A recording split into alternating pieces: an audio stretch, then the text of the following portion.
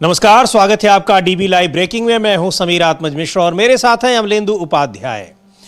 यहाँ इस समय संसद का शीत सत्र चल रहा है और इधर रूस के राष्ट्रपति व्लादिमीर पुतिन भारत की यात्रा पे रहे 2 दिन। लेकिन इस बीच सरकार जिस तरीके से घिरी हुई है विदेश नीति के मुद्दे पर, और अभी तक विदेश नीति के मुद्दे पर घिरी ही है, अब वो उन तमाम जो यहाँ की परंपराएं हैं, जो कूटनीतिक परंपराएं हैं, यहाँ पर जो एक वैश्विक परंपराएं होती हैं, उनको भी सरकार अब ताक पर रख रही है, जिसको लेकर जबरदस्त आलोचना का शिकार होना पड़ रहा है। लोकसभा में नेता प्रतिपक्ष और राज्यसभा में नेता प्रतिपक्ष, इन दोनों को जो पुतिन के साथ डिनर पार्टी रखी गई प्रधानमंत्री राष्ट्रपति की, उसमें इन लोगों को नहीं बुलाया गया। इसको लेकर विपक्ष हमलावर है कि आखिर प्रधानमंत्री नरेंद्र मोदी संदेश क्या देना चाहते हैं, क्या इसके लिए भी किसी का दबाव है, ये सवाल भी पूछा जा रहा है। और ऐसे में न सिर्फ यहाँ जिस तरीके से तमाम मुद्दों पर सरकार गिरी है उसको ये बताया, और यहाँ जो चुनाव आयोग को लेकर और वोट चोरी को लेकर, उन सारी चीज़ों में इन सब के घटनाओं के तार जोड़कर देखे जा रहे हैं कि सरकार की मंशा क्या है। और आज 6 दिसंबर है, बाबा साहब डॉक्टर भीमराव अंबेडकर का परिनिर्वाण दिवस, जो संविधान के निर्माता है। तो संविधान कहाँ जा रहा है? सवाल ये उठ रहे हैं कि संविधान को किस तरीके से कमजोर करने की नहीं, बल्कि उसको खत्म करने की कोशिश की जा रही है, षड्यंत्र किया जा रहा है। बहुत सारे सवाल उठ रहे हैं और सवाल मीडिया से भी पूछा जा रहा है। अब तो ये कहा जा रहा है कि अगर आप जीवित हैं या नहीं हैं, अगर जीवित हैं तो उसका आप सबूत दीजिए। क्यों पूछा जा रहा है, इस पर भी हम लोग बात करेंगे। लेकिन बिहार के चुनाव की चर्चा एक बार फिर सामने आई है, तेजी से सामने आई है, और कहा जा रहा है कि वहां एनडीए की जीत जरूर हुई है लेकिन लोकतंत्र हार गया है। क्यों कहा जा रहा है, इस पर बात करेंगे। अमलेंदु जी, ये सारी चीजें जो ये घटनाक्रम दिखाई पड़ रहा है, खासतौर से राहुल गांधी और यानी नेता प्रतिपक्ष, और जो उसमें राज्यसभा में नेता प्रतिपक्ष है मल्लिकार्जुन खड़गे, इन लोगों को विदेशी जो डेलीगेशन आया है, वहाँ पर राष्ट्रपति आए हुए हैं रूस के, उनके साथ मुलाकात करने नहीं दी जा रही है। उनके साथ जो एक डिनर पार्टी रखी जा रही है उसमें नहीं बुलाया जा रहा है। सरकार संदेश क्या देना चाहती है? बिल्कुल समीर जी, सरकार शायद संदेश यही देना चाहती है कि देश में लोकतंत्र खत्म हो गया है और राजतंत्र आ गया है। यहाँ कोई विपक्ष नहीं है और कोई सत्ता पक्ष नहीं है, केवल सरकार ही सरकार है, मोदी जी ही मोदी हैं। शायद ये संदेश सरकार देना चाहती है। चूँकि ये समीर जी देखिए, अगर गृह मंत्रालय कोई दावत दे रहा होता, प्रधानमंत्री कार्यालय कोई दावत दे रहा होता, तो समझा जा सकता था कि आप दोनों सदनों के जो नेता विपक्ष हैं आप उनको ना बुलाएं। ठीक है, आपका राजनीतिक मनमुटाव है और आपको लगता है कि आपके विचार नहीं मिलते हैं, लेकिन राष्ट्रपति के यहाँ अगर कोई भोज दिया जा रहा है और किसी विदेशी मेहमान के आने पर, किसी विदेशी राष्ट्राध्यक्ष के आने पे, तब आप किस तरीके से दोनों सदनों के नेता विपक्ष को आप नहीं बुलाएंगे जी। राष्ट्रपति मोदी जी की नहीं है ना, बीजेपी की नहीं है, राष्ट्रपति भारत की हैं, इंडिया की हैं। तो यहाँ तो सत्ता पक्ष विपक्ष दोनों को आप बुलाएंगे, या फिर आप मोदी जी को भी नहीं बुलाती, राष्ट्रपति भी मोदी जी को भी नहीं बुलाती, तब समझा जाता कि आप जो है आपने केवल पुतिन को बुलाया और उनके डेलीगेशन को बुला लिया। तो जब आपने बुलाया है, जब आपने प्रधानमंत्री को बुलाया है, तो आपने नेता विपक्ष को दोनों सदनों के क्यों नहीं बुलाया जी? तो इसको लेकर काफ़ी ज़्यादा सवाल उठ रहे हैं। लेकिन इसके साथ साथ समीर जी, आज राहुल गांधी से सवाल किया गया बाबा साहब भीमराव अंबेडकर की, आज परिनिर्वाण दिवस है जी, तो कृतज्ञ राष्ट्र आज उनको याद कर रहा है। तो जब राहुल गांधी से सवाल किया गया तो उन्होंने कहा कि आज बाबा साहब ने जो संविधान बनाया था तो उसको आज ट्रिब्यूट का उनका दिन है, और उन्होंने जो सिद्धांत बनाए और जो संविधान बनाया, आज वो संविधान ही खतरे में है। इसको लेकर भारतीय जनता पार्टी काफी ज्यादा बेचैन हो गई है। हम लोग राहुल गांधी को सुन भी सकते हैं कि राहुल गांधी ने क्या कहा, लेकिन उससे पहले किरण रिजिजू जो थे वो राहुल गांधी को मिल गए, तो राहुल गांधी से पहले उन्होंने हाथ मिलाया, कुछ थोड़ा हल्की फुल्की कुछ बातचीत हुई, हाथ से व्यंग्य की, और उसके बाद राहुल गांधी आगे बढ़े। जब उनसे पूछा गया तब उन्होंने ये कहा, तो ये हम लोग सुन भी सकते हैं समीर जी। बिल्कुल सुनते हैं कि राहुल गांधी ने क्या कहा, कि कैसे संविधान खतरे में है, क्यों संविधान खतरे में है। संविधान खतरे में होने की आशंका बहुत पहले से जता रहे हैं, और तमाम चीजों का जो जिक्र किया था राहुल गांधी ने, वो चीजें कैसे सही साबित होती दिखाई पड़ रही हैं। बहरहाल आज सुनते हैं क्यों उन्होंने संविधान को खतरे में होने की बात क्यों कही।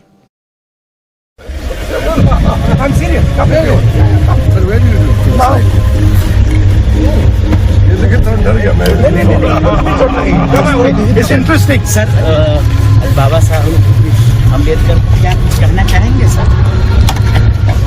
आइकॉन है अम्बेडकर जी, थोड़ा पीछे और पूरे देश को रास्ता दिखाया, संविधान दिया, तो उनकी याद करते हैं और जो उनके आइडियाज़ हैं और जो उनका संविधान है उसकी रक्षा करते हैं। सर लोग परेशान हो रहे हैं एयरपोर्ट पे, क्या कहेंगे? लोग बहुत परेशान हैं सर। आपने अम्बेडकर जी के बारे में पूछा सर, आज आप सर संविधान खतरे में, आप खुद बताते हैं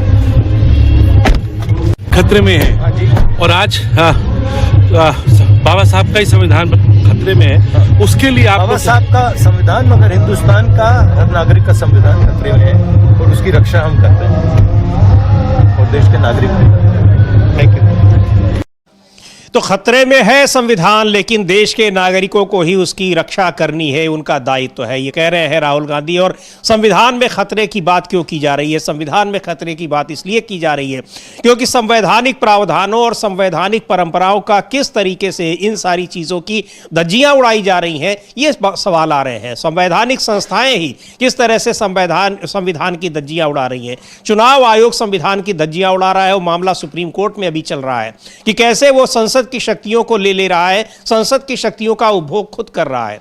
यहां सरकार जो कुछ कर रही है उसको लेकर लगातार सवाल उठ रहे हैं, और सरकार संवैधानिक जो एक लोकतांत्रिक परंपराएं हैं उनको भी कैसे खत्म कर रही है, ये कल दिखाई पड़ा है, जिसका जिक्र हम लोग अभी कर रहे हैं कि जब रूस के राष्ट्रपति व्लादिमीर पुतिन को भोज दिया गया राष्ट्रपति की ओर से, उसमें विपक्ष के नेताओं को नहीं बुलाया गया। हां, विपक्ष के एक ऐसे नेता को जरूर बुलाया गया, यानी कांग्रेस पार्टी के सांसद शशि थरूर को, जो लगातार प्रधानमंत्री नरेंद्र मोदी की आजकल प्रशंसा करते दिखाई पड़ते हैं, पर उनका कोई ओहदा तो है नहीं किसी एक पद पर होने के कारण, सांसद हैं केवल, उनको बुलाने का कोई मतलब नहीं था। आप यहाँ लोकसभा और राज्यसभा में दोनों जगह जो नेता प्रतिपक्ष हैं उनको क्यों नहीं बुलाया गया, ये सवाल विपक्ष पूछ रहा है, इंडिया गठबंधन के तमाम नेता पूछ रहे हैं, और इसको लेकर सरकार की आलोचना हो रही है। सवाल भी उठ रहा है कि आखिर क्या संदेश देना चाहते हैं प्रधानमंत्री नरेंद्र मोदी इसके जरिए?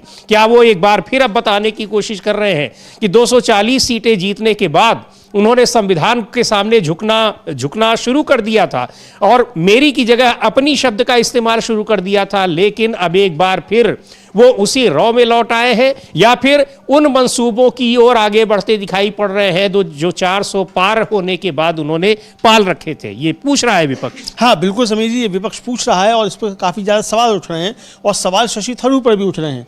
भाई, आपका नेता है, उसको नहीं बुलाया गया और आप चले जा रहे हैं, तो क्यों आप चले जा रहे हैं? आप एकदम मोदी जी की प्रशंसा में कसीदे काटते हैं, तो ये आप क्यों कर रहे हैं? तो ये उन पर भी सवाल उठ रहे हैं। लेकिन सबसे बड़ा सवाल जो है वो सरकार के ऊपर उठ रहा है और राष्ट्रपति के ऊपर उठ रहा है कि भाई आखिर नेता दोनों सदनों के जो नेता विपक्ष हैं उनको क्यों नहीं बुलाया गया। पवन खेड़ा ने इसको लेकर बहुत ही ज़्यादा हैरानी जताई है, उनका ये बहुत हैरानी की बात है, और कि विपक्ष के नेता जो हैं उनको नहीं बुलाया जा रहा है उस कार्यक्रम में, लेकिन जिसको बुलाया जा रहा है उसके नेता को नहीं बुलाया जा रहा, वो पहुँच जा रहा है। तो इसको लेकर भी सवाल उठाए पवन खेड़ा ने, तो वो भी हम लोग देख सकते हैं समीर जी पवन खेड़ा ने इस मसले पर लेकर क्या कहा है जो राहुल गांधी को नहीं बुलाया गया। बिल्कुल सुनते हैं पवन खेड़ा को, कांग्रेस पार्टी के नेता हैं और विपक्ष में जो इंडिया गठबंधन के तमाम धड़े हैं उनके नेता भी इस पर आपत्ति जता रहे हैं। पहले सुन लेते हैं पवन खेड़ा को। My turn came at the end. You're a star. That's why. Otherwise, these people would have left and come to you. So I was hearing all. तो पवन खेड़ा को सुनते हैं क्या उन्होंने कहा है, लेकिन ये बड़ा सवाल है और इस समय सरकार जो है घिरी हुई है। हालांकि सरकार घिरी तमाम मुद्दों पर है, लेकिन ये सारे सवाल जो पूछे जा रहे हैं, ये मुद्दा अमलेंदु जी छोटा मोटा नहीं है, ये बहुत एक खतरनाक संदेश दे रहा है। अब इस पर भी हम लोग बात करेंगे, पहले एक बार सुन लेते हैं पवन खेड़ा को, कहा क्या उन्होंने, क्यों आपत्ति जताई है उस डिनर पार्टी में विपक्ष के नेताओं को न बुलाने पर। कैसे इसको आप ये तो बहुत हैरानी की बात है कि जिन्होंने इनविटेशन दिया उन्होंने भी कमाल किया और जिन्होंने इनविटेशन लिया वो भी कमाल कर रहे। सब, हर सांसद हो या कोई भी कांग्रेस का नेता हो, मुझे लगता है कि सबकी एक अंतरात्मा की आवाज होती है। जब मेरे नेताओं को नहीं बुलाया जाए और मुझे बुलाया जाए तो जाहिर सी बात है कि हमें भी समझना चाहिए कि क्यों खेल हो रहा है और कौन ये खेल कर रहा है। हमें उस खेल का हिस्सा नहीं बनना चाहिए। अपनी अपनी अंतरात्मा है क्या शशि थरूर जी अपनी अंतरात्मा को सुन नहीं पा रहे हैं? तो आप क्योंकि उनसे लगातार पूछिए, ये- मैं वैसे आपको बता रहा हूं कि जिन्होंने इनवाइट किया उन्होंने भी कमाल किया और जो इनवाइट एक्सेप्ट कर रहे हैं वो भी कमाल कर रहे हैं। इंडिगो फ्लाइट को लेकर सर काफी अफरा-तफरी मची हुई है, तमाम पैसेंजर हजारों जो राहुल गांधी पिछले 11 साल से कह रहे हैं कि मोनोपोलीज और डिओपोलीज, जहां एकाधिकार हो किसी सेक्टर में, किसी एक कंपनी का, एक उद्योगपति का या एट द मोस्ट 2 का, तो वहां यही स्थिति होती है। जो अंत में शिकार बनता है वो उपभोक्ता बनता है, जैसे कि आज हम सब इंडिगो के जो यात्री हैं वो बन रहे हैं। सैकड़ों हजारों फ्लाइट्स कैंसिल हो रही हैं, एयरपोर्ट्स पे अफरा तफरी मची हुई है, लोग परेशान हो रहे हैं, मरीज जाना चाह रहे हैं वो नहीं जा पा रहे, लोगों वाकई त्राही मची हुई है। क्या ये कोई आपको लगता है ये साजिश है या अब ये टेक्निकल तो हम तो विपक्ष में हैं, सरकार से पूछिए कि आप ये भी नहीं मैनेज कर पा रहे हैं। 92% जो एयरलाइंस का शेयर है ये 2 प्राइवेट कंपनीज के पास है, इंडिगो और टाटा, उसमें से 64% इंडिगो के पास है। आपने एकाधिकार तो बनने दिया ना, तो अब क्या कर रहे हैं आप बताइए, सॉल्यूशन दीजिए। सुरक्षा, जो यात्रियों की सुरक्षा के लिए नई गाइडलाइंस आई थी अहमदाबाद एयर डिजास्टर के बाद, आज वो गाइडलाइंस दबाव में आकर वापस लेनी पड़ी सरकार को। एक कंपनी के आगे घुटने टेक देना सरकार को क्या शोभा देता है? सर, जिस तरह से विजिट जो चल रही है, आपको क्या एक्सपेक्टेशन है इस विजिट से, खासतौर पे विजिट हो जाने दीजिए, उसके बाद इस पर चर्चा करें। तो यहाँ इंडिगो का मसला कि सरकार कैसे झुक जा रही है कंपनियों के आगे, इस पर भी हम लोग बात करेंगे। लेकिन अभी जो यहाँ इस तरीके से झुकने वाली सरकार, वो कैसे विपक्ष के नेताओं को इग्नोर कर रही है, पूरे के पूरे विपक्ष को इग्नोर कर रही है, वो चाहे संसद के भीतर हो या संसद के बाहर, चाहे वो डिप्लोमेटिक मिशंस के आगे हो और चाहे कहीं विदेश में जाकर बात करना हो। ये सारी चीजें बता रही हैं कि विपक्ष को कितना महत्वहीन किया जा रहा है या इस लोकतांत्रिक व्यवस्था में, और इसको लेकर बार बार सवाल उठ रहे हैं। विपक्ष इस बात को पूछ रहा है कि जब भारतीय जनता पार्टी भी विपक्ष में हुआ करती थी तब तो किसी भी पार्टी की सरकार ने ऐसा नहीं किया, वो क्यों कर रही है? हाँ बिल्कुल समीर जी, ये बात है। और इसको लेकर सवाल भी उठ रहे हैं कि जब कांग्रेस सरकार में थी, या कांग्रेस छोड़िए गठबंधन सरकारें भी थी, एनडीए की सरकार भी थी, पिछली अटल बिहारी वाजपेयी की सरकार भी थी, तब भी इस तरीके की मतलब तुच्छ हरकतें जो वो नहीं की गई थी। और अब तो जो है राष्ट्रपति से हरकतें करवाई जा रही हैं। मतलब मोदी जी का नहीं, ये हरकतें तो एक बार को स्वीकार किया जा सकता है कि ठीक है, राजनीतिक व्यक्ति हैं तो राजनीतिक अपनी दुश्मनी निभाई है, विदेश नीति पर भी निभाई है, कोई दिक्कत नहीं है। लेकिन अगर राष्ट्रपति को भी इस अपनी तुच्छ राजनीति का हथियार बना ले सरकार, तो फिर चिंताएं जो है स्वाभाविक हो जाती हैं। फिर ये सोचा जाने लगता है कि क्या वास्तव में लोकतंत्र भी जिंदा बचा है कि नहीं बचा है। जी हाँ, वही सवाल जो पवन खेड़ा पूछ रहे हैं वो तो, और तो ये सवाल जो उठने लगता है। इसी को लेकर मनोज झा जो हैं आरजेडी के सांसद हैं, उन्होंने भी कहा कि भाई एक समय वो था कि जब यूएन में भी जो था विपक्ष का नेता भेजा जाता था। हाँ। और अब तो आप यहाँ विपक्ष का कोई नेता आ रहा है तब आप जो है वो उसको नहीं, मतलब विदेशी नेता तो आप अपने विपक्ष के नेता को आप नहीं बुला रहे हैं। तो ये एक अपमान, ये अपमान जो है ये आपने उस नेता का नहीं किया, व्यक्तिगत अपमान नहीं है, आपने अपमान किया लोकतंत्र का, संविधान का। आपने संसदीय मूल्यों, संसदीय परंपराओं का अपमान किया है। बिल्कुल, क्योंकि ये किसी व्यक्ति का अपमान नहीं है भाई। अरे राहुल गांधी को राष्ट्रपति अगर नहीं बुलाएंगे तो राहुल गांधी कौन सा जो भूखे मर जाएंगे भाई। तो यह लेकिन आपने लोकतंत्र जो कहा उसका अपमान किया, आपने संसदीय परंपराओं का अपमान किया, और सबसे बड़ी बात कि आपने एक विदेशी मेहमान के सामने भारत का अपमान किया है। आपने अपनी अंदरूनी राजनीति उस विदेशी मेहमान के सामने इस तरीके से रखी है। बिल्कुल, वहां बता दिया है कि यहाँ सरकार ही भारत है और भारत ही सरकार है। एक तरीके से आपने बताया कि यहाँ विपक्ष का कोई महत्व नहीं होता है, जबकि विपक्ष का महत्व कितना होता है और किसी भी लोकतंत्र में होता है। केवल भारत में ही नहीं, दुनिया के हर लोकतांत्रिक देश में विपक्ष का अपना एक महत्व होता है। खैर, सुनते हैं क्या कहा है मनोज झा ने। बहुत कड़ी आपत्ति जताई है सरकार के इस फैसले पर कि विपक्ष के नेताओं को नहीं बुलाया गया राष्ट्रपति की डिनर पार्टी में। लीडर ऑफ अपोजिशन, संसदीय व्यवस्था में सत्ता पक्ष और विपक्ष होता है। विपक्ष के नेता के तौर पर अगर वो रख रहे हैं अपनी बात, तो क्या ये गलत है? हमने तो वो दौर भी देखा है कि विपक्ष का लीडर यूएन में भेजा जाता था सरकार की तरफ से कि भारत का पक्ष रखे। भरोसा था ना। आज वो भरोसे का सूचकांक नीचे क्यों जा रहा है? ये संसदीय व्यवस्था भारतवर्ष की अपनी छवि के लिए भी उचित नहीं है। ये पब्लिक डोमेन में रखने की बात। तो ये भारत की छवि को एक तरीके से ये गिराने का काम हो रहा है। इस तरीके से भारत की छवि धूमिल हो रही है। इससे केवल वहां पर राहुल गांधी या मल्लिकार्जुन खड़गे का अपमान नहीं है, ये भारत का अपमान है, भारत की परंपराओं का अपमान है। जो यहाँ पर संवैधानिक परंपराएं हैं, लोकतांत्रिक परंपराएं हैं, ये उनका अपमान है, जिसका जिक्र कर रहे हैं मनोज झा। बिल्कुल बिल्कुल समझिए, यही मनोज झा भी कह रहे हैं कि भाई ये अपमान जो है किसी व्यक्ति विशेष का नहीं है, ये अपमान आपने जो संसदीय परंपराएं हैं, हमारा लोकतंत्र, उसका आपने अपमान किया है। सीधी सीधी बात समझिए यही है। और जो ये इस तरीके की हरकतें हैं, ये खुद आपने अपने नेता प्रतिपक्ष को ना बुलाकर एक तरह से कहा जाए आपने अपना अपमान किया, आपने अपना भी अपमान किया कि आपका हृदय जो है, आपका जो कितने आप संकुचित सोच वाले हैं, ये आपने बताया है। यानी आपको लोकतंत्र के प्रति कोई आस्था किसी भी तरीके की नहीं है, आपने ये साबित किया है। तो आप कहते रहिए कि हम दुनिया के सबसे बड़े लोकतंत्र हैं, होंगे आप दुनिया के सबसे बड़े लोकतंत्र, लेकिन हरकतें आपकी बता रही हैं कि आप दुनिया के सबसे घटिया लोकतंत्र जो है ये साबित करना चाहते हैं, जो कि आप इस तरह की हरकतें कर रहे हैं। आप अभी तक लोकतंत्र को नहीं समझ पाए हैं। भले आप दुनिया का सबसे बड़ा लोकतंत्र बता रहे हैं, लेकिन वहां उस लोकतंत्र में रहने वाले बहुत सारे लोग हैं जो अभी भी नहीं समझ पाए हैं। यही संदेश देने की कोशिश की गई है जो विपक्ष के आरोप लग रहे हैं। तो यहां एक बहुत बुरी तरीके से सरकार घिरी हुई है, लेकिन सबसे ज्यादा यहां जो भी वजह हो, लेकिन ये एक तरीके से मानसिकता का भी परिचय है कि आपकी सोच कैसी है। और दूसरी बात यह भी है कि कैसे आप लोकतांत्रिक और संवैधानिक परंपराओं में, व्यवस्था में विश्वास रखते हैं। संदीप दीक्षित हैं, कांग्रेस के नेता हैं, पूर्व सांसद हैं, उन्होंने भी इस पर प्रतिक्रिया जताई है। सुन लेते हैं उनको भी क्या कह रहे हैं। नहीं, calling Shashi Tharoor and others is not an issue, वो तो एमपीज को बुलाया जाता है। लेकिन जब इतने बड़े आप मकसद में, जिसमें इतना बड़ा विदेश नीति का कोई ना कोई संबंध होता है, आप लीडर ऑफ ऑपरेशन को नहीं बुलाएं, तो ये तो सरकार की बहुत कुंठित विचारधारा जो है उसको दिखाता है, कुंठित सोच के बारे में बताता है। तो वही बात कर रहे हैं कि सर कुंठित विचारधाराएं और कुंठित सोच, ये निम्न सोच और कुंठित विचारधारा, संदीप दीक्षित कह रहे हैं। हाँ बिल्कुल, संदीप दीक्षित यही कह रहे हैं कि ये कुंठित विचारधारा है और कुंठित सोच है, और उसका मुजाहिरा कर रहे हैं।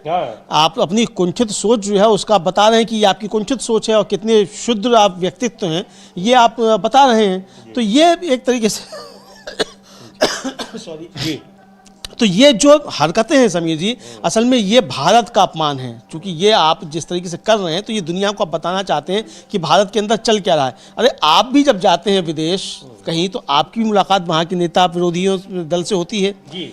आप भी वहाँ जाकर वहाँ की संसद को संबोधित करते हैं, बातचीत करते हैं, आपसे वहाँ के विपक्षी नेता आकर मिलते हैं। तो यहाँ आपका विपक्षी नेता क्यों नहीं मिल सकता? तो ये खतरा जो है, जो राहुल गांधी ने कल कहा कि सरकार, मोदी जी डरे हुए हैं अंदर से। तो अब ये डर कौन सा है, ये तो मोदी जी जाने कौन सा डर है, हम तो नहीं जानते इस बात को। लेकिन अगर कोई डर है तो राहुल गांधी पहले कह चुके डरो मत, तो ये बात मोदी जी के लिए भी है। लेकिन अब लेदू जी, आप जो डर की बात हो रही है, वो तो खलबली तो प्रधानमंत्री के अपने कार्यालय में मची हुई है, भारतीय जनता पार्टी के भीतर मची हुई है। विपक्ष से तो इस समय उनको कोई ऐसा डर भी नहीं है। विपक्ष जो सवाल चुनाव से पहले उठा रहा था, अभी भी उठा रहा है, और उन सारी चीजों को होते हुए लोग देख भी रहे हैं कि क्या कुछ हो रहा है। जो संविधान पर खतरे की बात की जा रही है, लोकतंत्र पर खतरे की बात की जा रही है, लेकिन विपक्ष से इतना क्यों डर रहे हैं, यह भी बड़ा सवाल है। खतरा तो इस समय जो दिखाई पड़ रहा है वो कार्यालय के भीतर दिख रहा है। हाँ, विपक्ष से खतरा जो है वो विपक्ष से डर इसीलिए रहे कि जो कार्यालय में चल रहा है उन चीजों को भी विपक्ष ना उठाने लग जाए। हालांकि पवन खेड़ा ने बहुत हल्के तौर पे उसको उठाया था पहले कि भाई कोई जोशी जी हैं, वो कोई ऐप चला रहे थे, क्या इस तरह की बातें उन्होंने कही थी, कोई हल्की से हल्की बातें कही थी, और वो भी सोशल मीडिया पर ढाल डालकर उन्होंने कही थी कि सोशल मीडिया पर चर्चाएं हैं। लेकिन विपक्ष इसको उठा ना ले और जो अंदर चीजें चल रही है वो सामने खुलकर ना आ जाए, इसको लेकर जो है बेचैनी एक तरीके से। दूसरा विपक्ष से परेशानी ये भी है कि पता नहीं पुतिन से क्या कह दें। राहुल गांधी हो सकता है रशियन जानते हो, प्रधानमंत्री तो ना अंग्रेजी जानते हैं ना रशियन जानते हैं, तो पुतिन से बात कैसे होगी, तो दुभाषिया होगा। राहुल गांधी को किसी दुभाषिए की भी आवश्यकता नहीं है। तो बहुत सारे खतरे हो सकते हैं। दूसरा खतरा ये हो सकता है, अच्छा याद दिलाया आपने, सोशल मीडिया पे ये भी चर्चा हो रही कि एक ही गाड़ी में प्रधानमंत्री मोदी और पुतिन बैठे हुए हैं, तो लोग बात क्या कर रहे होंगे। यहाँ ना तो गुजराती और हिंदी आती है, ना इंग्लिश आती है पुतिन को, और यहाँ प्रधानमंत्री को रशियन नहीं आती है। उसका भी जवाब पुतिन ने खुद ही दे दिया। उन्होंने कहा था मेरी गाड़ी रुकी थी और प्रधानमंत्री खड़े हुए थे तो मैंने उनको बैठा लिया। अच्छा। हाँ, तो टूटी फूटी अंग्रेजी में कुछ बात हुई। अब वो क्या बात हुई टूटी फूटी अंग्रेजी? अब टूटी फूटी अंग्रेजी पुतिन की तो नहीं होगी। अब टूटी फूटी अंग्रेजी जिसकी भी हो, तो बहरहाल अंग्रेजी नहीं आती तो ये कोई माइनस पॉइंट नहीं है कि साहब अंग्रेजी नहीं आती, अच्छी बात है, नहीं आती है, आती होती तो और ज़्यादा अच्छी बात होती। आपको हिंदी आती है, ये अच्छी बात है, अच्छी बहुत अच्छी बात है। तो लेकिन जो ये गोदी मीडिया जो चलाता है कि साहब बहुत रिश्ते बहुत हो गए और अकेले में बात हुई, अरे अकेले में बात क्या हुई भाई, जब भाषा आती ही नहीं है, एक दूसरे को बात ही नहीं समझ रहे, तो बात क्या हुई है। तो ये बात जो है इसको लेकर जो है वो था। तो ये असल में दिक्कत क्या है समझिए, ये गोदी मीडिया ही जो है बहुत सारी चीज़ें करता है। अब वो एक वीडियो काफ़ी वायरल हो रहा है, वो वीडियो वायरल हो रहा है कि एक जो अभी गया था दुनिया का सबसे तेज चैनल खुद को बताने वाला, जिसने पुतिन का इंटरव्यू लिया, तो उसी ने पहले चलाया था कि वो अलास्का में जब जाके पुतिन मिले थे ट्रंप से, तो वो नकली पुतिन थे, असली पुतिन नहीं थे, ये चलाया। अब ये खूब वायरल हो रहा है कि जिस पुतिन का इंटरव्यू लिया गया वो तो नकली पुतिन है, असली पुतिन है ही नहीं। और भारत भी जो है वो पता नहीं असली है कि नकली है। भाई जब अलास्का नकली पुतिन जा सकते हैं तो भारत असली आए होंगे, क्या गारंटी है। तो ये अब ये भी होने लगा। तो यानी ये गोदी मीडिया जो है ये अपने पैरों में कुल्हाड़ी किस तरीके से मारता है। तो ये पहले तो समझ में आता नहीं, उस समय तो मोदी जी की वाह करने के लिए और बिल्कुल खास बनने के लिए सब कर दिया जाता है। तो ये वो चीज़ें फिर बाद में वायरल होने लगती हैं और फिर सवाल जो है इस मीडिया पर उठने लगते हैं। तो ये अपना उनका एक संकट है। तो ये इसीलिए जो सवाल उठे कि भाई मोदी जी जब नहीं जानते उनकी भाषा और पुतिन नहीं जानते इनकी भाषा, तो बात कैसे हुई होगी। तो ये सवाल था। बिल्कुल ये सवाल है, लेकिन ये सवाल अपनी जगह है। सबसे गंभीर सवाल है कि किस तरह से जो संसदीय पर लोकतांत्रिक परंपराएं हैं और यहाँ संवैधानिक परंपराएं हैं, उनको कैसे एक तरीके से खारिज किया जा रहा है, उनको खत्म किया जा रहा है और इसके जरिए संदेश क्या देने की कोशिश की जा रही है। यह सबसे गंभीर सवाल है। और यही नहीं, अब एक बार फिर बिहार के चुनाव की चर्चा हो रही है। वहां एनडीए की जीत तो हुई है, लेकिन लोकतंत्र हार गया है। हर जगह अमलेंदु जी यही खबरें, यही बात हो रही है कि लोकतंत्र पर खतरा है, संविधान पर खतरा है। बिहार चुनाव के बारे में भी यही आ रहा है। क्या कुछ किस वजह से ये चर्चा हो रही है? हाँ समझिए, चर्चा इसलिए हो रही है कि जो बिहार में जिस तरीके से किया गया SIR और SIR के बाद फिर कराया गया चुनाव, और चुनाव के बाद समीर जी जिस तरीके से चीज़ें सामने आई कि साहब वोट नहीं डालने दिया गया, गड़बड़ियाँ हुई, ये सारे अब आए, किस तरीके से पैसा बांटा गया चुनाव से ठीक पहले, ये सारी चीज़ें जो हैं इसको लेकर कपिल सिब्बल जो राज्यसभा के सदस्य हैं, सुप्रीम कोर्ट के बड़े वकील हैं, वो अपना एक कार्यक्रम करते हैं दिल से कपिल या कपिल दिल से कुछ ऐसी कुछ करते हैं। उसमें तेजस्वी यादव के साथ उन्होंने इस बार का एपिसोड किया है और उसका उन्होंने एक लाइन का ट्वीट किया कि बिहार एनडीए जीता, लोकतंत्र हारा। वो हम लोग सुन सकते हैं उसकी एक छोटी सी क्लिप की। उसमें तेजस्वी यादव जो है किस तरीके से बता रहे हैं कि चुनाव आयोग ने क्या क्या गड़बड़ियाँ की। इसीलिए ये बात कही जा रही है कि लोकतंत्र हारा है, एनडीए बिहार में जीता है। जी बिल्कुल, लोकतंत्र क्यों हारा है, तो सुनते हैं उस बातचीत में क्या कुछ कहा है तेजस्वी यादव ने। इस दिल से के एपिसोड में हम चर्चा करेंगे बिहार की। सभी को मालूम है कि हाल ही में बिहार में चुनाव हुए, असेंबली के चुनाव हुए और 14 को रिजल्ट आ गया। और जो पार्टी जो 2020 के चुनाव में जिसके लगभग 75 सीटें थी, वो गिर के इस बार उसकी संख्या केवल 25 रह गई, आरजेडी। अब इसके पीछे कार्य क्या है, क्यों ऐसा हुआ, कैसे ऐसा हुआ, उसके बारे में तो हम चर्चा करेंगे। 2020 में तो आपकी 75 सीटें आई, तो ये कम होकर 25 कैसे हो, इसके कारण क्या है आपके हिसाब से? आपको हम ये बताना चाहेंगे, पहले वोट पड़ते थे बैलेट से भी, तो शाम तक बता देते थे इलेक्शन कमीशन कि इतने परसेंटेज वोटिंग पड़ी है, इतने महिलाओं ने दी, इतने पुरुषों ने दिए। इस बार तो महिला पुरुष का बताया ही नहीं।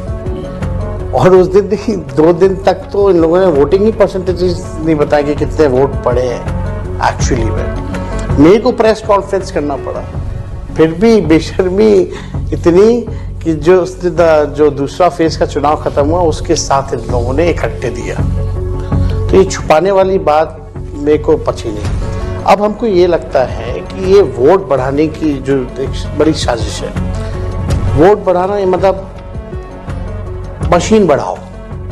मशीन कैसे बढ़ेगा, तो बूथ की संख्या बढ़ा दो। तो ये पूरा खेल जो है, बूथों को बढ़ाया गया, बूथ बढ़ेंगे तो स्वाभाविक रूप से मशीनें बढ़ेंगी, मशीनें बढ़ेंगी तो इनकी जो अभी तो हम कोई ऐसा एविडेंस नहीं ला सकते, but I can sense it कि कुछ गड़बड़ है, कि कुछ ना कुछ ये लोग करते हैं। अगर आप एक बूथ पे भी अगर 20 वोट मैनेज कर लो तो उसकी बड़ी संख्या हो जाती है। और इस बार हम लोगों ने कई सीटें जो है बहुत कम कम मार्जिन से भी हम लोग हारे। तो लेकिन जो नतीजा जो आया 200 से भी ऊपर सीटें एनडीए को आने वाला था। पहली बार प्रधानमंत्री गए थे मोतिहारी तो बोले यहाँ चीनी का मिल हम चालू कराएंगे और उसी चीनी का चाय पिएंगे। 11 साल हो गया, पता नहीं अगर प्रधानमंत्री अपने पुराने भाषणों को देखे तो उनको शर्म आना चाहिए बिहार आने में, जिन जिन जो बातें उन्होंने की। तो कह रहे तेजस्वी कि प्रधानमंत्री अपनी बातों को सुन लेंगे तो वो बिहार आने में शर्माएंगे, उनको शर्मानी चाहिए। लेकिन हाँ, उस तरह की बात नहीं। लेकिन जो महत्वपूर्ण बात यह है कि लोकतंत्र हार गया वहाँ। एनडीए भले चुनाव जीत गया लेकिन लोकतंत्र हार गया। और अमलेंदु जी ये बता रहे हैं कि कैसे वहाँ चुनाव आयोग ने एनडीए को जिताने में क्या कुछ किया, कितनी मेहनत की है। ये आरोप शुरू से ही लग रहे थे और जब बिहार में एसआईआर की घोषणा आनन फानन में की थी चुनाव आयोग ने, तभी से ये आरोप लग रहे थे कि ये चुनाव एनडीए को, बीजेपी को जिताने के लिए हो रहे हैं। नतीजे बिल्कुल ऐसे ही आए जैसा बीजेपी चाहती थी, जिस तरह की उसको उसने इच्छा कर रखी थी। तो ये कैसे आ सकते हैं, वो सवाल तो अपने आप पूछा ही जा रहा है। लगातार वो सवाल बना हुआ है, सुप्रीम कोर्ट में भी अब वो सवाल लगातार पूछा जा रहा है। सुनवाई चल ही रही है, हम लोग आपको वहां पर कोर्ट रूम से जो कुछ अपडेट होता है देते रहते हैं। लेकिन इसको लेकर कल बिहार की विधानसभा में भी एक बड़ा दिलचस्प वाकया हुआ जब नीतीश कुमार प्रधानमंत्री नरेंद्र मोदी के जयकारे लगाने को कर रहे थे। तो उसमें सीपीआई एमएल के संदीप सौरभ हैं, उन्होंने विधायक हैं, उन्होंने कहा कि सबसे बड़ा योगदान तो किसी और का है, उसका जयकारा आप क्यों नहीं लगवा रहे हैं। एक बार सुन लेते हैं उन्होंने कहा क्या था और फिर बताएंगे कि आखिर संदीप सौरभ क्यों चाहते थे कि उनका जयकारा लगाया जाए, किसके जयकारे की वो बात कर रहे थे। सुनते हैं पटना में जो विधानसभा के भीतर सीपीआई एमएल के विधायक ने कहा। का अभिभाषण दिलवाया, न तो उसमें न तो सत्ता पक्ष के किसी भी वक्ताओं ने इस पूरे मामले में मुख्य चुनाव आयुक्त ज्ञानेश कुमार का धन्यवाद नहीं किया। एक लतीफा अभिभाषण के अंदर था कि हमारे यहां स्वतंत्र और निष्पक्ष चुनाव हुआ है, इसको हम जोक मानते हैं, जबकि पूरे देश ने देखा कि ये अब तक का भारत के इतिहास का सबसे अनफेयर चुनाव था और चुनाव के नाम पर फ्रॉड था। आदर्श आचार संहिता के लागू होने के बाद, आदर्श आचार संहिता में इस बात का उल्लेख है कि इसके लागू होने के बाद सत्ता में बैठे हुए लोग किसी तरह का पैसा नहीं दे सकते हैं, कोई सामान का वितरण नहीं कर सकते हैं। लेकिन यह हुआ, चुनाव से ठीक पहले तक होता रहा। तो ये एक एक विधानसभा में 65,000 महिलाओं को पैसा देना और उसके बाद उन जीविका महिलाओं को बूथ पर जबरदस्ती अपॉइंट करना, उनको ड्यूटी देना, ये चुनाव के नाम पर मजाक बिहार में महोदय चला है। हम सरकार से कहेंगे और पूरे देश देख रहा है, पूरे चुनाव में महोदय लेवल प्लेइंग समाप्त हुआ। तो वहां पर विधायक ही विधानसभा में कह रहे हैं कि किस तरीके से ये पूरी की पूरी विधानसभा निर्वाचित हुई। अमलेंदु जी, इतना बड़ा आरोप लगाया सदन के भीतर इस तरह से आरोप लगाया और वहां पर सारे सदस्य उसको सुन रहे हैं। तो एक उन्होंने तंज जरूर किया, लेकिन ये अपने आप में बहुत बड़ा आरोप है। और जिसकी बात तेजस्वी यादव यहाँ उस कार्यक्रम में कर रहे हैं कपिल सिब्बल के साथ। हाँ बिल्कुल, यही बात तेजस्वी यादव कर रहे हैं कपिल सिब्बल के साथ, और साफ तौर पर कह रहे हैं कि चुनाव आयोग ने वहाँ क्या क्या किया। यानी आप वोट बढ़ा रहे हैं, वोट काट रहे हैं, ये सब तो कर ही रहे हैं, और इसके साथ साथ आप एक अनैतिक काम जो है कि चुनाव की घोषणा हो गई, उसके बाद सीधा हार्ड कैश जो है वो जमा किया जा रहा है महिलाओं के खाते में। ये किया जा रहा है। तो और चुनाव आयोग उसकी अनुमति दे रहा है। बाकी राज्यों में भी क्या आप अनुमति दे देंगे? क्या पश्चिम बंगाल में आप इस तरह की अनुमति दे देंगे? तो चर्चा कर चुके हैं हम लेंदु जी किस तरह से तमिलनाडु में पुरानी योजनाओं को रोक दिया गया था। आपको याद होगा कि वहां उत्तर प्रदेश में चुनाव होने वाले थे, वहां हाथियां ढक दी गई थी। चुनाव आयोग ने ढकवा दी थी क्योंकि वो बीएसपी का चुनाव चिन्ह होता था और बीएसपी उस समय सत्ता में। लखनऊ में ढकवा दी थी, यहाँ नोएडा में ढकवा दी थी, जहां जहां हाथी लगे हुए थे वो सब ढकवा दी थी। मायावती कांशीराम की मूर्तियां थी वो ढकवा दी थी। ये सब चुनाव आयोग ने ढकवा दिया था। ये तक होता है समीर जी की दीवारों पर कहीं अगर लिखा हुआ है उस पर पुताई करवा दी जाती है, वो मिटवा दिया जाता है। सार्वजनिक स्थानों पर कहीं कोई पोस्टर लगे वो खड़वा दिए जाते हैं, और यहाँ आप जो है वो सीधे रुपया डालने की अनुमति दे रहे हैं। चुनाव आयोग अनुमति दे रहा है, तो क्या ये आप और जगह भी देंगे? कर्नाटक में आप दे देंगे इसकी अनुमति? क्या शिकायत की जा रही तो आप सुन भी नहीं रहे। तो बता रहे हैं कि साहब योजना पहले घोषित हो गई थी, तो योजना तो बहुत सी पहले घोषित हो जाती है। इसी तरीके से प्रधानमंत्री जो किसान निधि है उसका पैसा डाला गया था, तो आपने अनुमति दे दी उसकी। तो ये जिस तरीके से चीज़ें की जाती हैं ये साफ तौर पर आता है। आप समझिए इसी को लेकर चुनाव आयोग का और जो ये आरोप है कि एनडीए जीता लोकतंत्र हारा, इसको कांग्रेस ने एक एआई वीडियो जो है वो जारी किया है और उस एआई वीडियो में मुख्य चुनाव आयुक्त ज्ञानेश कुमार और प्रधानमंत्री मोदी को कुछ बात करते हुए दिखाया गया है। ये कांग्रेस का एआई वीडियो, वो हम लोग देख सकते हैं कि कांग्रेस जो है वो किन शब्दों में आरोप लगा रही है इस एआई वीडियो के जरिए। जी बिल्कुल, उस एआई वीडियो उसको जारी किया गया है और कांग्रेस पार्टी की ओर से उसको देखते हैं कि कैसे इस जो ये गठबंधन है यानी बीजेपी का और चुनाव आयोग का, उसको लेकर क्या बातें हो रही हैं और क्यों ये आरोप विपक्ष लगा रहा है कि चुनाव आयोग बीजेपी को और एनडीए को कई जगह जगह चुनाव जितवा रहा है। देखते हैं उस वीडियो को। ज्ञानेश भाई जैसा बिहार में किया था, ऐसे ही एसआईआर से विपक्ष समर्थकों, दलितों और ओबीसी वालों के वोट काट दो। मालिक जैसा जैसा आप कहेंगे ऐसा ही हम करेंगे। तुम सभी लोगों को एसआईआर करके विपक्ष समर्थकों, दलितों और ओबीसी के वोट काटने हैं। जो इस काम को नहीं करेगा हम उसकी नौकरी खा जाएंगे।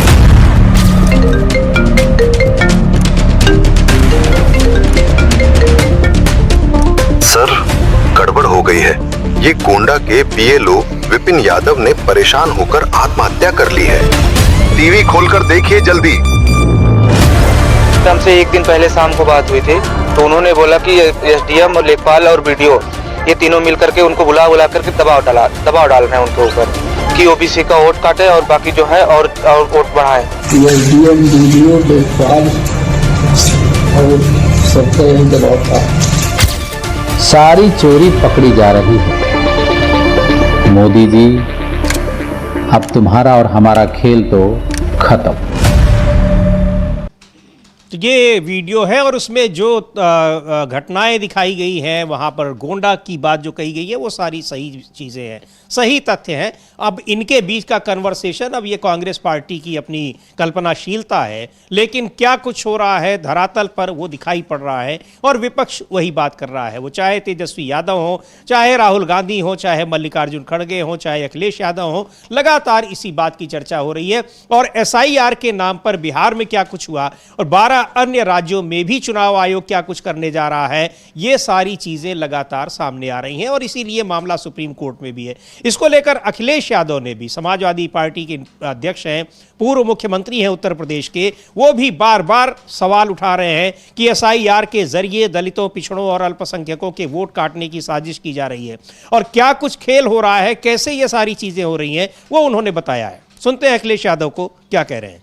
कार्यक्रम को निरस्त कर दिया गया है। इन्फिल्ट्रेटर्स को, एलिटेड इन्फिल्ट्रेटर्स को चेक कर रहे हैं कि आप लोग पार्लियामेंट में उठाएंगे। पार्लियामेंट, मैंने आपसे कहा ना, किसकी जिम्मेदारी बड़ी है? देश के डिफेंस मिनिस्टर यहाँ से सांसद हैं, देश में प्रधानमंत्री यहाँ से हैं, जिम्मेदारी उनकी है। सर, एक बड़ी संख्या है, 50 लाख लोग करीब बंगाल से जो है बोले जा रहे हैं कि ये लोग थे ही नहीं बंगाल में। इस तरह का जो है एसआईआर के बाद बोला जा रहा है कि ये लोग 50 लाख। मैं आपसे बोल रहा हूँ और सुनिए, एसआईआर भी एनसीआर का शॉर्टर फॉर्म है, याद रखना। ये जो लड़ाई लड़ी जा रही थी और फिर एनआरसी वाली, अब आप सोचिए, आपका बना हुआ आधार को मान नहीं रहे हैं। अगर इसको और सिंप्लीफिकेशन करना था तो आधार को वोटर लिस्ट क्यों नहीं बना सकते थे आप? जब आधार पे पूरा डॉक्यूमेंटेशन है, यहां जितने लोग खड़े हैं सबके हाथ का प्रिंट लिया गया होगा, फिंगरप्रिंट्स लिए गए होंगे, आई का रेटिना का लिया होगा। कोई हमें बता दे जिसका आधार ना बना हो, ये दो चीजें न ली गई हों, और पूरा डेटा है उसके अंदर, एज है, सब कुछ है, एड्रेस है, घर परिवार के बारे में जानकारी है।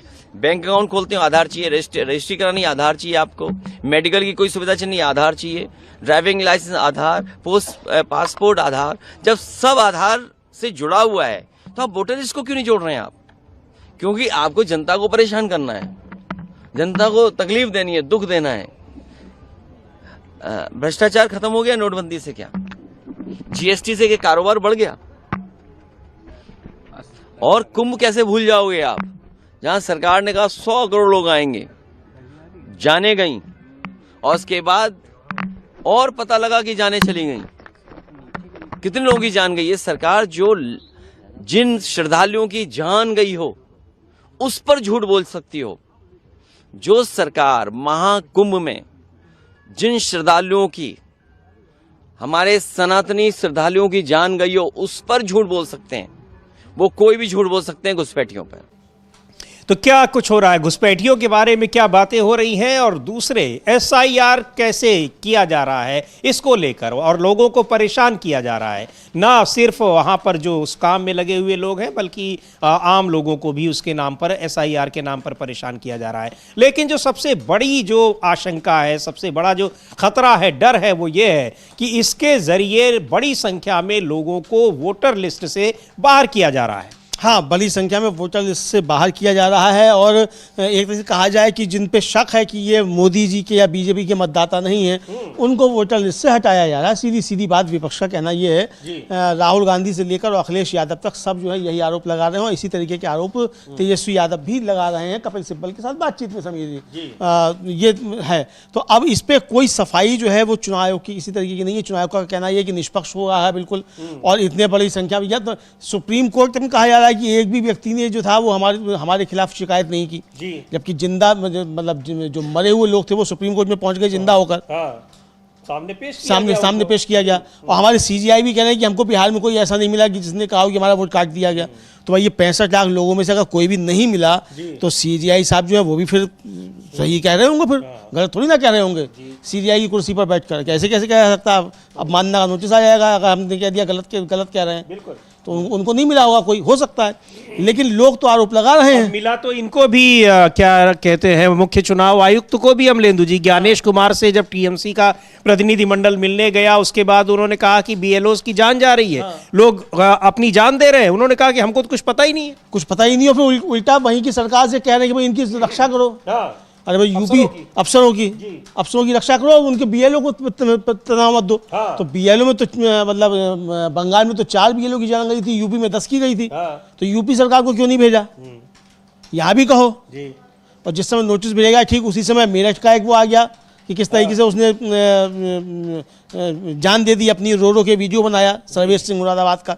तो ये आपको जो मतलब अगर आपको नहीं मालूम था, एक तो आप अनभिज्ञ हैं इस तरीके से, मतलब जिस मैकेनिज्म से आप काम ले रहे हैं उस मैकेनिज्म में अगर कोई समस्या आ रही है और यहाँ तक नौबत पहुँच रही है कि वो जान दे रहे हैं अपनी, तो और आपको पता ही नहीं है, तो ये समझा जा सकता है कि कितना जटिल और कितनी जो है कठिन प्रक्रिया आपने तैयार कर दी है और आप तक सूचनाएं नहीं पहुंच रही हैं।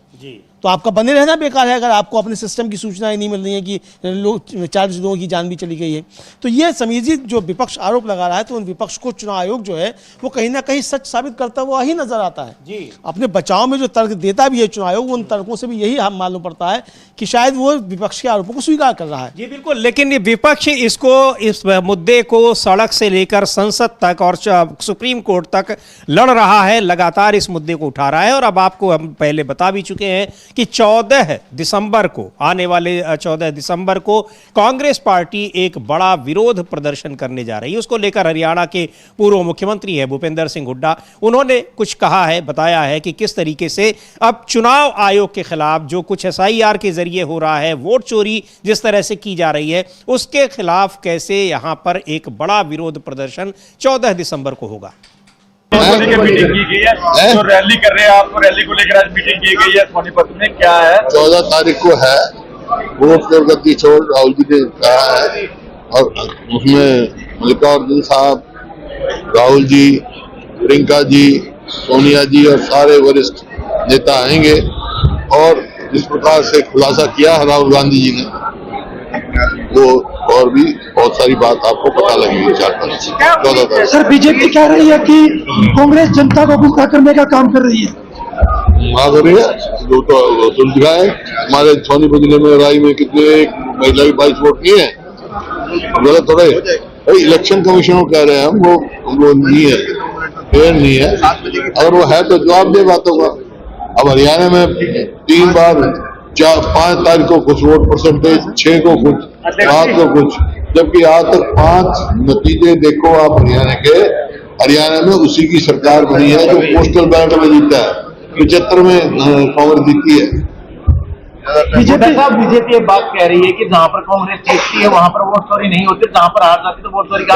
कर्नाटक कहाँ पर है? कांग्रेस की सरकार है कर्नाटक में, बताया था हरिप्रसाद जी ने, कर्नाटक की तो बताई राहुल जी ने, सबसे पहले कर्नाटक से ही किया था। वरिंदर सिंह के बेटे विजेंद्र सिंह कह रहे हैं कि बराबर का मुकाबला था, वोट चोरी तो हुआ ही नहीं है। कल रोहतक भी कह रहे हैं। क्या कह रहे हैं? कह रहे वोट चोरी हुई नहीं, बराबर का मुकाबला था। मैंने तो पढ़ा है, वो कह रहे वोट चोरी हुई है। अब आपने गलत पढ़ा, उनका वायरल हो रहा है काफी। और इन दौरे पर आए हैं हरिद्वार के, राहुल गांधी से मिलने दिया जा रहा है। बीजेपी के नेता ये कह रहे हैं कि उनका टाइम पहले फिक्स था, इसलिए नहीं मिलने जाएगा, अचानक बताया। देखिए, तो शिष्टाचार की बात है, एक डेमोक्रेसी की वो है, जब भी कोई बाहर से आता है तो विपक्ष नेता मिलता है। तो अब बड़ा एक विरोध प्रदर्शन यानी इसको लेकर एक बड़ा आंदोलन खड़ा किया जा रहा है और 14 दिसंबर से उसकी शुरुआत हो रही है।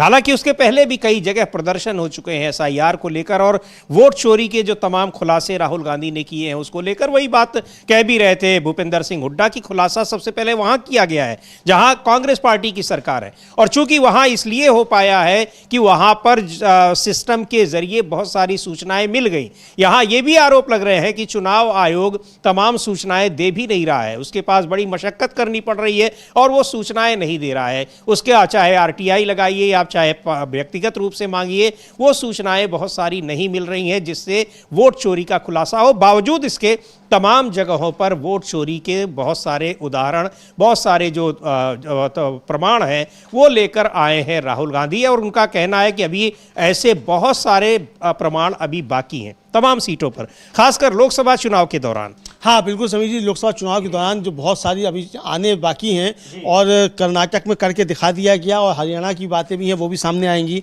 और जगहों की सामने भी आएंगी। उसकी तैयारी और भी चल रही है, कहाँ किस तरीके से हुआ। भूपेंद्र सिंह हुड्डा यही बता रहे हैं, उस कार्यक्रम की भी जानकारी दे रहे हैं कि 14 दिसंबर को किस तरीके से बड़ा प्रदर्शन जो है वो दिल्ली में आयोजित किया गया है एसआईआर के खिलाफ, वोट चोरी के खिलाफ। तो ये होगा और किस किस तरीके से क्या क्या चोरियां हुई हैं ये बताया गया है।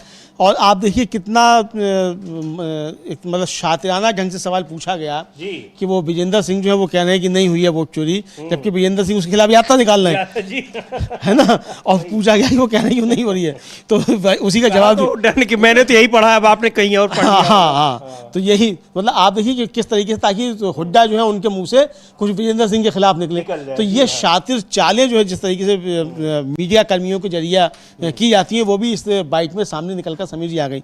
लेकिन इसी के साथ साथ अब चूंकि ये मीडिया की आया और मीडिया ने एक शातिर सवाल पूछा भूपेंद्र सिंह हुड्डा ने, तो यहाँ एक बात और याद दिला दें कि मीडिया फाउंडेशन और इंडिया इंटरनेशनल सेंटर उसने दिल्ली में एक सेमिनार किया और मीडिया की भूमिका जो थी उस पर आयोजित किया।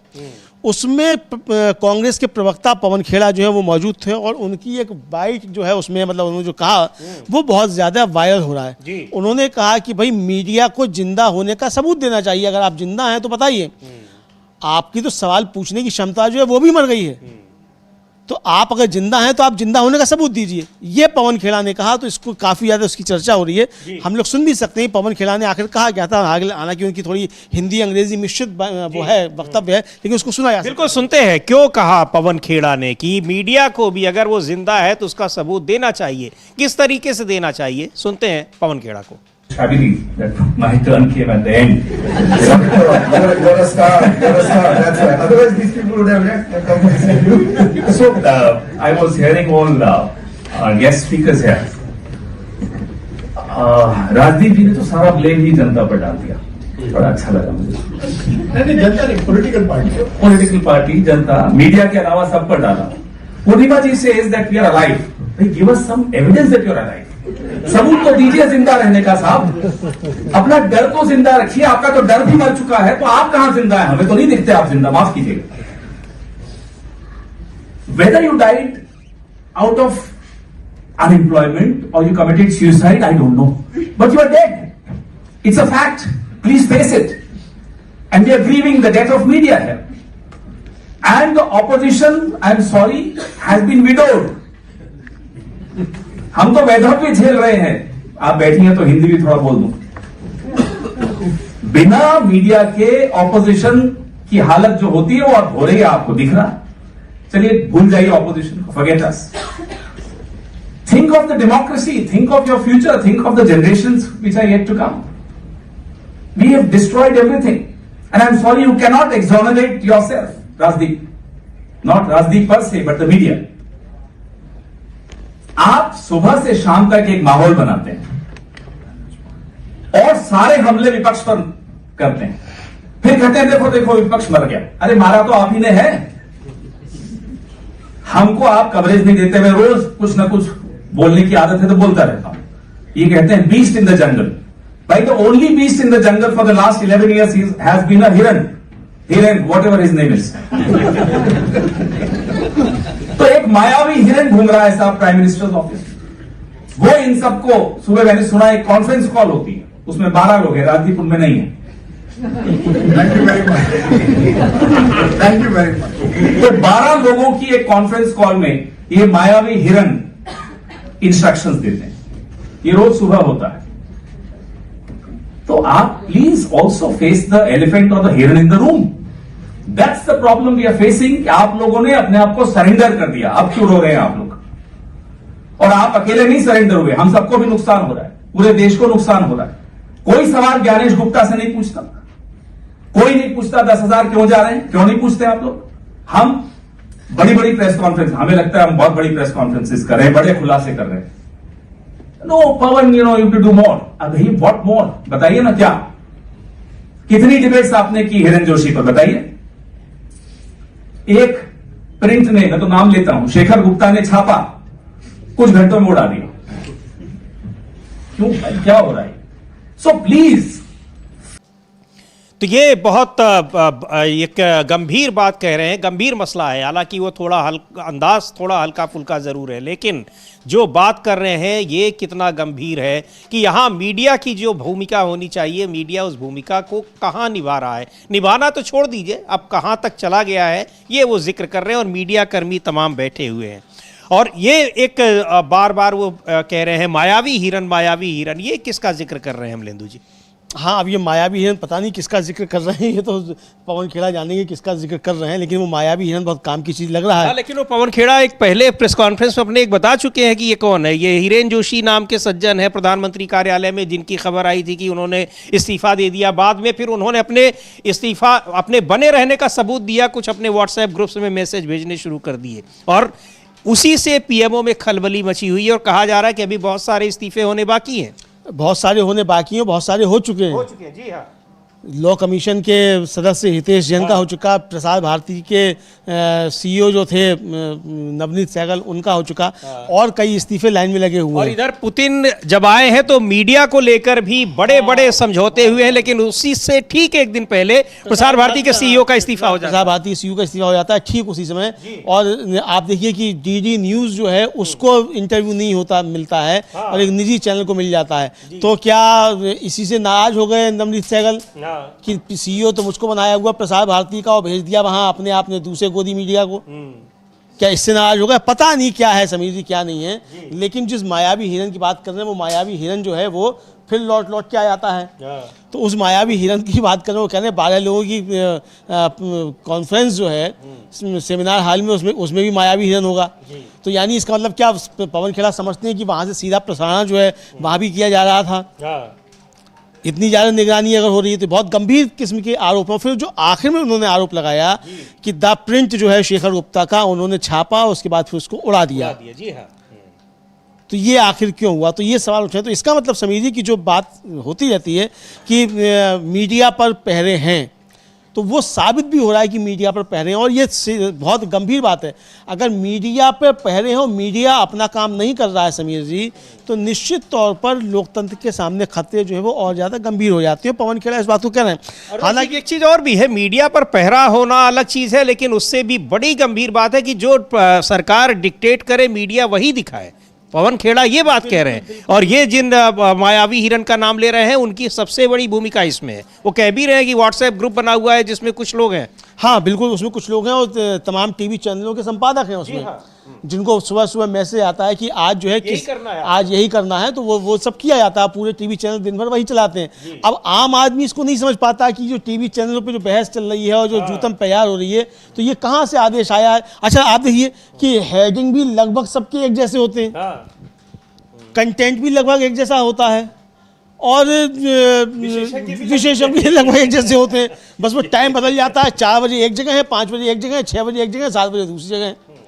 बस एंकर बदल जाता है, चैनल बदल जाता है और विशेषज्ञ सब वही रहते हैं, कंटेंट सब वही रहता है। तो ये आखिर इतना भक्तिभाव से कार्यक्रम चल कैसे रहा है? तो ये पवन खेड़ा इस पर सवाल उठा रहे हैं। तो निश्चित तौर पर उन्होंने कहा कि आपका तो डर भी मर गया है। जी हाँ, मतलब साहस की तो बात ही छोड़ दीजिए, आप मतलब मरे को मारे शहमदार जो है, तो आपकी स्थिति वो हो गई है कि आप मरे हुए हैं। तो आप मरे हुए जो आपकी जो देह थी वो भी मर चुकी है।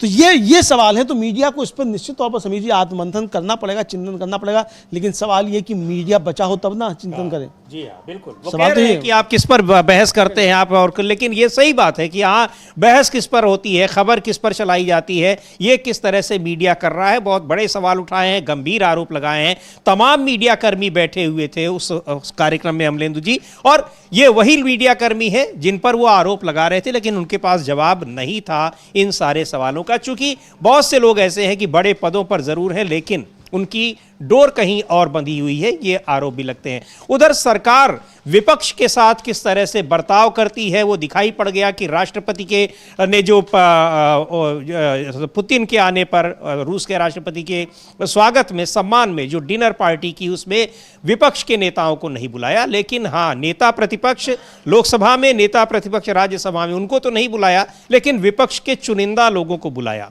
और दूसरी ओर विपक्ष के कुछ ऐसे भी नेता हैं जिनके यहाँ ईडी और सीबीआई और इनकम टैक्स जैसी एजेंसियां पीछे पड़ी रहती हैं।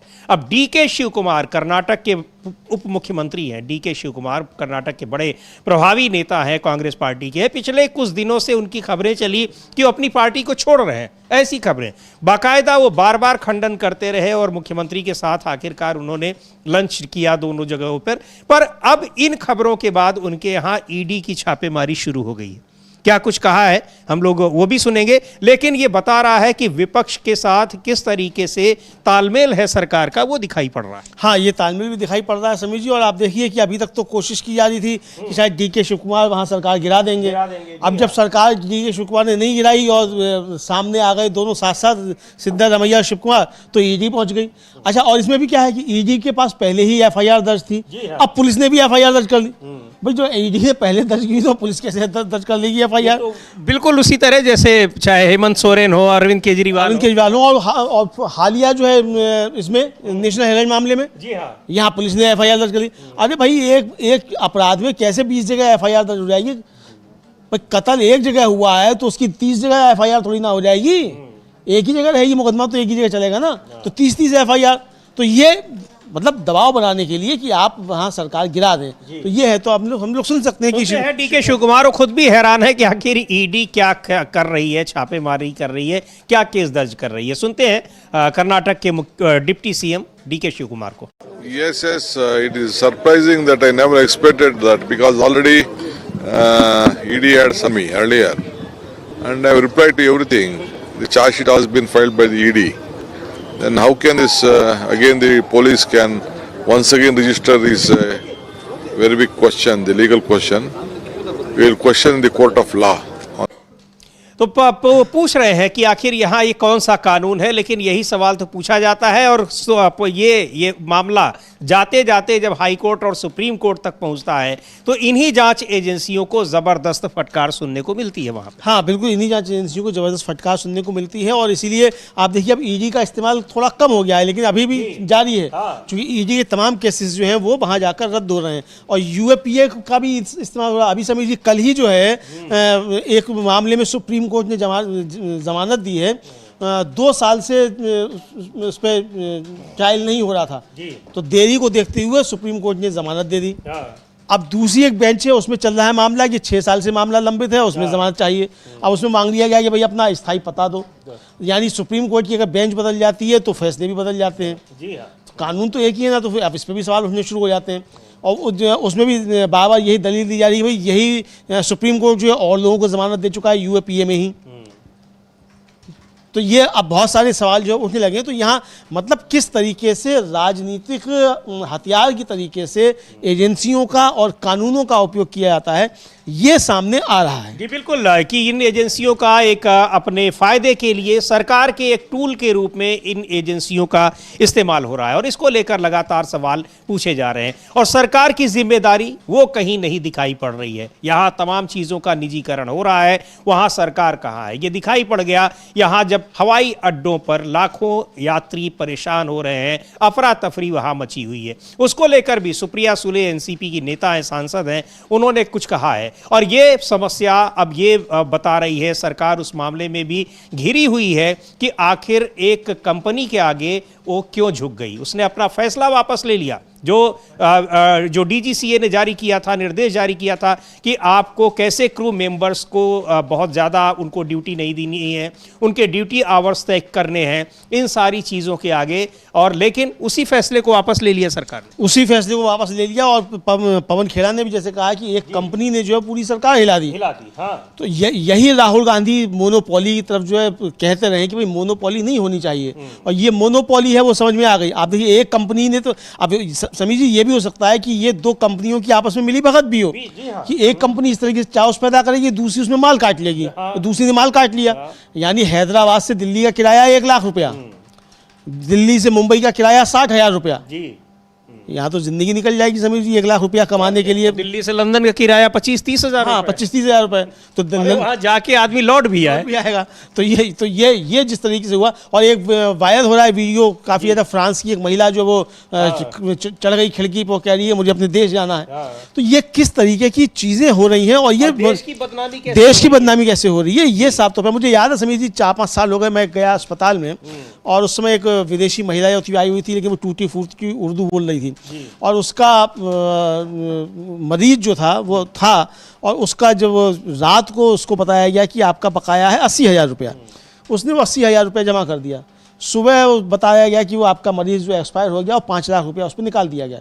अब वो जहाँ बिलिंग होती है तो मैं भी वहाँ गया था एक बिलिंग कराने के लिए, तो वो महिला कह रही थी कि पता नहीं ये कैसा मुल्क है कि मुर्दों की भी जो है उससे खाल खींच लेता है। तो ये समझिए इस तरीके की जो हरकतें होती हैं, अब ये उस महिला को देश की छवि तो यही जो इसीलिए कहा जाता है कि सार्वजनिक संस्थान जो है उनको आप खड़ा कीजिए। पंडित नेहरू ने जब सार्वजनिक संस्थान बनाए थे, इंदिरा गांधी ने जब बैंकों का राष्ट्रीयकरण किया था और सहकारी इसकी तरफ जब बढ़े थे तो सोच समझ कर कदम उठाए गए थे कि भाई आगे आने वाले समय में क्या चीज़ें हो सकती हैं और देश को आगे किस तरीके से ले जाया सकता है। वो सारे दुष्परिणाम इस निजीकरण में भी मोनोपोली के। बिल्कुल राहुल गांधी यही कहना कि हम निजीकरण के खिलाफ नहीं है, लेकिन मोनोपोली जो है, अगर मोनोपोली हो जाएगी तब फिर इस तरीके की चीजें पैदा होंगी। जी बिल्कुल, एक बार सुन लेते हैं क्या कह रही हैं सुप्रिया सुले। लेकिन इसको लेकर सरकार के ऊपर जबरदस्त दबाव बन रहा है और क्या पूछा जा रहा है कि आखिर एक कंपनी के दबाव के आगे सरकार क्यों झुक गई है और अगर वो दिशा निर्देश उसका अनुपालन नहीं होना था तो फिर दिशा निर्देश क्यों जारी किए गए। यानी ये कोई भी इस समय जो एक रेगुलेटरी बॉडी किस तरह से काम कर रही है, सरकार का कहीं कोई कंट्रोल है भी या नहीं भी है। सुनते हैं सुप्रिया सुले को। कि जिस तरीके से इंडिगो का जो हुआ है इसका हम निषेध करते हैं। इस पे भारत सरकार ने पार्लियामेंट में ऑफिशियल स्टेटमेंट करना चाहिए, इसकी इंक्वायरी होनी चाहिए। जो बुजुर्ग है, बच्चे हैं, डॉक्टर्स है, किसी के यहाँ कोई फैमिली में गुजर गया है, किसी की शादी हुई, आप देख रहे हैं 2 दिन से क्या हाल है। और जिस तरह से भारत सरकार से कोई भी स्टेटमेंट आज तक नहीं आया, पार्लियामेंट 2 दिन से चल रही है, एक स्टेटमेंट भारत सरकार से नहीं आया। तो मैं उम्मीद करती हूँ कि सोमवार को जो होगा डिस्कशन, उसके पहले भारत सरकार ने इस देश को और पार्लियामेंट को जवाब देना चाहिए कि इंडिगो का क्या हुआ।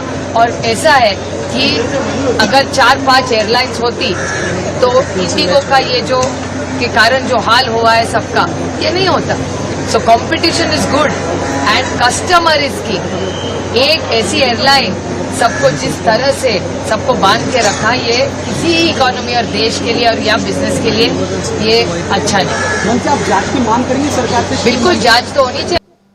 तो यहाँ उम्मीद की जा रही है कि संसद में सरकार हो सकता है सोमवार को जब संसद का सत्र फिर शुरू हो तो उसमें इसके बारे में कोई वो बात रखेगी, कोई बयान देगी। लेकिन संसद में सवाल भी पूछा गया, चूंकि ये मामला जब से चल रहा है तो सत्र चल रहा था और कल तक चला है, सरकार की ओर से कोई बयान नहीं दिया गया, कोई जवाब नहीं दिया गया। कई सदस्यों ने इस मामले को उठाया, वो चर्चा भी हम लोगों ने कल की थी, प्रमोद तिवारी ने और दूसरे कई सदस्यों ने इस मामले को लेकर सरकार को घेरा था, पूछा था कि आखिर सरकार इस पर क्या कर रही है। अब देखते हैं सोमवार को क्या जवाब आता है। लेकिन सरकार विपक्ष को पूरी तरीके से यह दिखाने की कोशिश कर रही है कि देश में, भारत में विपक्ष का कोई मतलब नहीं है। बहुत ही गंभीर मसला है जिस पर सरकार घिरी हुई है। सवाल पूछे जा रहे हैं, सवाल बहुत से हैं, लेकिन जवाब किन सवालों के आते हैं ये देखना होगा। फिलहाल इस कार्यक्रम को अब यहीं समाप्त करते हैं। मुझे और अमलेंदु उपाध्याय को दीजिए अनुमति। नमस्कार।